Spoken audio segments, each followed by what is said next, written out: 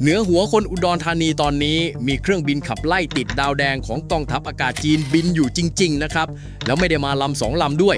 มากันเป็นขบวนทั้งเครื่องขับไล่เครื่องเรดาร์บินได้เครื่องบินเติมน้ำมันกลางอากาศยันหน่วยต่อสู้อากาศยานภาคพื้นดินส่วนฝั่งเราส่งกริปเพนกับอัลฟาเจ็ตขึ้นไปเล่นด้วยแต่พอเครื่องขึ้นฟ้าจริงกองทัพอากาศไทยกลับปิดระบบเชื่อมข้อมูลของเครื่องตัวเองทิ้งทั้งดุ้นปิดทั้งของฝั่งนาโต้และของไทยเองเหมือนชวนแขกเข้าบ้านแต่ล็อกตู้เซฟไว้ก่อนคำถามคือเรากลัวอะไรแล้วเมื่อ11ปีก่อนที่โคราชมันเคยเกิดอะไรขึ้นถึงทำให้สองฝ่ายไม่กล้าเปิดไพ่ใส่กันอีกเลยเอาเรื่องพื้นก่อนการฝึกครั้งนี้ชื่อรหัสว่า Falcon Strike จัดกันมาตั้งแต่ปี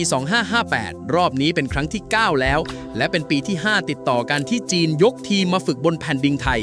กำหนดการคือวันที่ 10 ถึง 21 สิงหาคมนี้ที่กองบิน 23 จังหวัดอุดรธานีส่วนพิธีเปิดอย่างเป็นทางการเพิ่งผ่านไปเมื่อวันที่ 13 ที่ผ่านมาวันที่ 13 นะครับวันที่ 13 โดยฝั่งไทยมีพลอากาศตรีสิทธิพลป้อมตรีผู้อำนวยการสำนักการฝึกกรมยุทธการทหารอากาศเป็นผู้อำนวยการฝึกฝ่ายเราส่วนฝั่งจีนคือพลอากาศตรีหม่าวี่ผิงเป็นประธานร่วมก่อนหน้านั้นราว2 สัปดาห์ทางกระทรวงกลาโหมจีนก็ออกมาแถลงเองเลยโดยโฆษกบอกว่าจีนจะส่งอากาศยานหลายแบบมาร่วมรวมถึงกำลังป้องกันภัยทางอากาศภาคพื้นดินด้วยเท่ากับว่าเขาไม่ได้มาแค่บินโชว์ตัวแต่ยกระบบมาทั้งชุดส่วนตัวเครื่องที่สื่อจีนอย่าง CCTV ปล่อยภาพออกมาก็มีทั้ง J10C J10S ที่เป็นรุ่น2ที่นั่ง J11 แล้วก็เครื่องลำเลียงยักษ์ส่วนไทยยืนพื้นด้วย Gripen CD กับ Alpha Jetทีนี้จุดที่คนไม่ค่อยพูดถึงกันแต่ผมว่าเป็นหัวใจของเรื่องเลยนะฮะก็คือทำไมกองทัพอากาศไทยที่มี F16 อยู่เกือบ50 ลำถึงไม่เอา F16 มาฝึกด้วยสักลำเดียวคำตอบคือเอามาไม่ได้ครับหนังสือพิมพ์บางกอกโพสต์เคยรายงานไว้ชัดว่าตามข้อตกลงระหว่างกองทัพอากาศไทยกับกองทัพอากาศสหรัฐเครื่อง F16 และ F5 ของเราถูกห้ามไม่ให้เข้าร่วมการฝึกกับจีนเราจึงส่งได้เฉพาะของยุโรปคือ Gripen กับ Alpha Jet เท่านั้น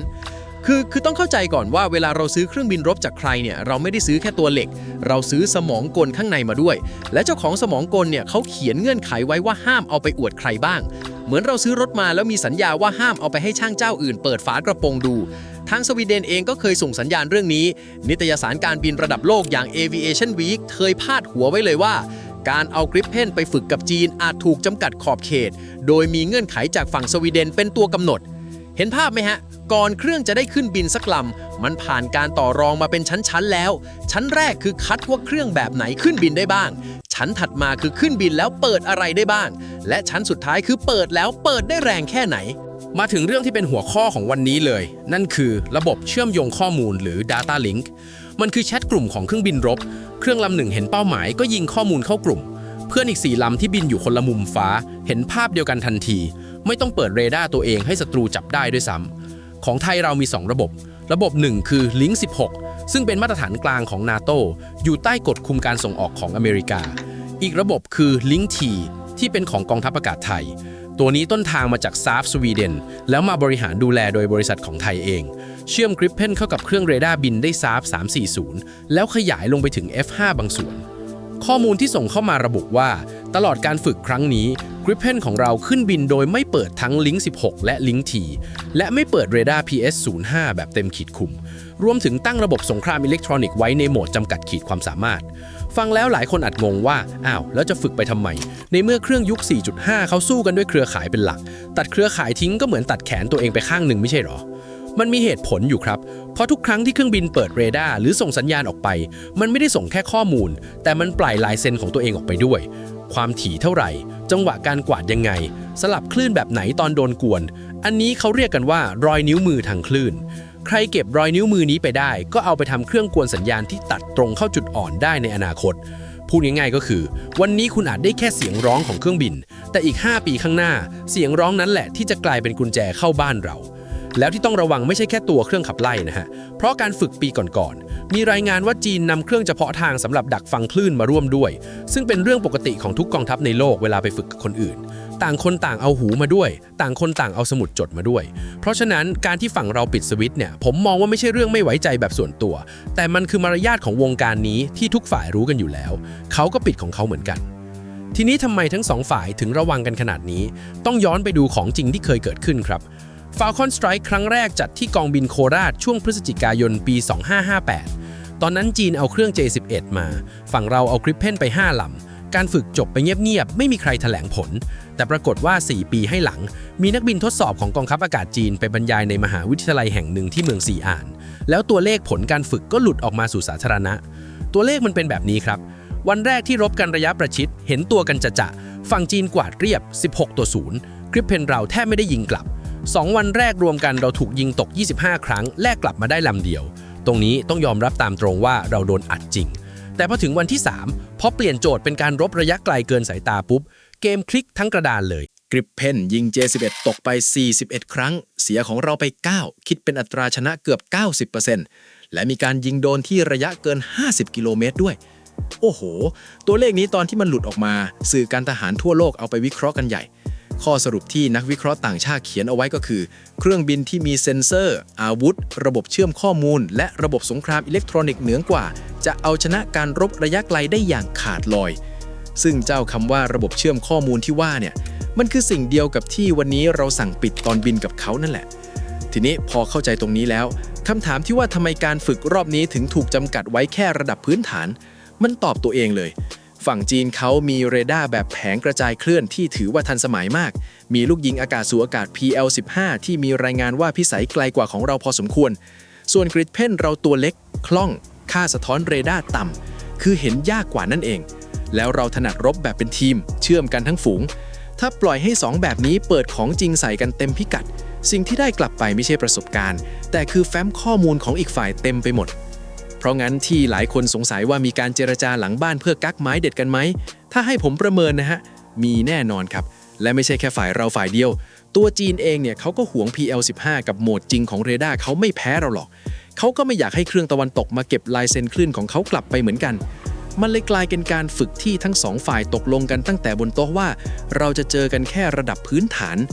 ฝึกท่าบินฝึกการวางกำลังฝึกการประสานงานฝึกภารกิจช่วยเหลือผู้ประสบภัยตามโจทย์น้ำท่วมที่เขาจำลองไว้ส่วนไม้ตายเก็บไว้ในกระเป๋าทั้งคู่เอาล่ะทีนี้มาถึงเหตุผลที่ผมว่าสำคัญกับคนไทยที่สุดและก็เป็นเหตุผลที่ทำให้กองทัพอากาศยอมเสี่ยงเปิดบ้านให้จีนเข้ามาทั้งที่รู้ว่ามีความเสี่ยงจำได้ใช่ไหมฮะว่าปีที่แล้วเกิดอะไรขึ้นที่ชายแดนบ้านเราปลายเดือนกรกฎาคมปี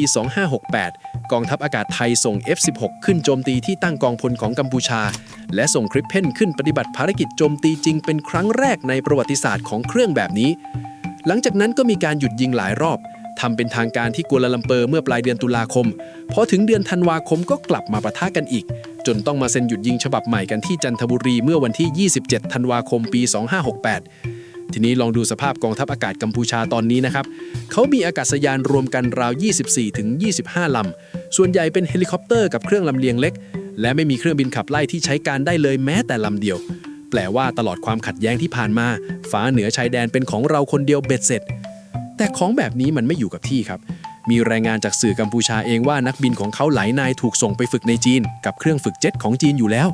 และช่วงที่ปะทะกันหนักปีที่แล้วก็มีรายงานจากสื่อการทหารต่างประเทศว่าฝั่งกัมพูชาไปขอทั้ง J14 รุ่นส่งออกเครื่อง JF17 ระบบต่อสู้อากาศยานและโดรนจากจีนอันนี้ต้องบอกตามตรงนะฮะว่าจนถึงตอนนี้ยังไม่มีสัญญาที่เซ็นจริงออกมาให้เห็นแต่ทิศทางมันชัดว่าเขาเดินไปทางไหนยิ่งบวกกับฐานทัพเรือเรียมที่จีนออกตังค์ช่วยยกเครื่องจนเสร็จเมื่อเดือนเมษายนปี 2568แล้วเปิดเป็นศูนย์ฝึกร่วมจีนกัมพูชาภาพมันยิ่งชัดขึ้นไปอีกเพราะฉะนั้นตรรกะของกองทัพอากาศไทยผมว่าตรงไปตรงมามากถ้าวันหนึ่งเพื่อนบ้านที่เพิ่งยิงกับเราเมื่อปีที่แล้วได้ J14 มาใช้จริงแล้วเราไม่เคยเห็นมันบินใกล้ๆเลยสักครั้งเราจะรับมือยังไงการเอาเครื่องเราขึ้นไปบินคู่กับมันวันนี้ได้เห็นว่ามันเลี้ยวยังไงไต่ยังไงนักบินเขาถูกสอนให้เข้าหาเป้าแบบไหนของพวกนี้เอาไปเขียนเป็นตำราไว้ล่วงหน้าได้เลยแต่ผมก็ต้องพูดอีกด้านให้ครบนะฮะมันเป็นดาบสองคมของจริงเพราะคนที่นั่งดูอยู่อีกฝั่งเขาก็จดเหมือนกันและถ้าวันหนึ่งครูจีนคนเดียวกันนี้เดินเข้าห้องเรียนที่มีนักบินกัมพูชานั่งอยู่ถ้าบินสไตล์ตะวันตกที่นักบินเราโชว์วันนี้ก็มีสิทธิ์กลายเป็นแบบฝึกหัดในห้องเรียนนั้นซึ่งนี่แหละคือเหตุผลที่ทำให้การปิดสวิตช์เนี่ยมันสมเหตุสมผลขึ้นมาทันทีเพราะสิ่งที่ล้ำค่าที่สุดของกองทัพอากาศไทยไม่ใช่ท่าบินเดี๋ยวก็เรียนแบบได้แต่มันคือระบบเชื่อมข้อมูลที่ทำให้เราเห็นก่อนรู้ก่อนตัดสินใจก่อนตราบใดที่ของชิ้นนี้ไม่รั่วต่อให้ใครเอาเครื่องรุ่นเดียวกับที่จีนบินอยู่ไปใช้เขาก็ยังต้องเจอเราที่ครองข้อมูลอยู่ก่อนแล้ว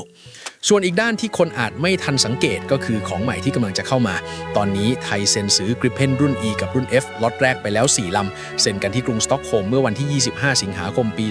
2568 มูลค่าราว $550 ล้านตีเป็นเงินไทยก็ราว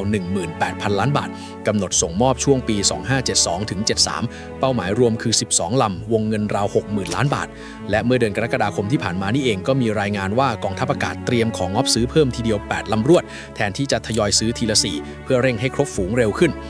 จุดที่ทำให้สวีเดนชนะใจเราตั้งแต่แรกก็คือเรื่องนี้แหละเขายอมถ่ายทอดเทคโนโลยีระบบเชื่อมข้อมูลให้เราเต็มรูปแบบยอมให้เราดูแลเองซึ่งเป็นสิ่งที่ฝั่งอเมริกาให้ไม่ได้เพราะติดกฎคุมการส่งออกของเขาสรุปง่ายๆคือของชิ้นที่เราหวงที่สุดในวันนี้มันคือของชิ้นเดียวกับที่เราจ่ายแพงที่สุดเพื่อให้ได้มาแล้วจะให้เปิดโชว์กันฟรีๆกลางฟ้าอุดรธานีก็คงไม่ไหวจริงๆ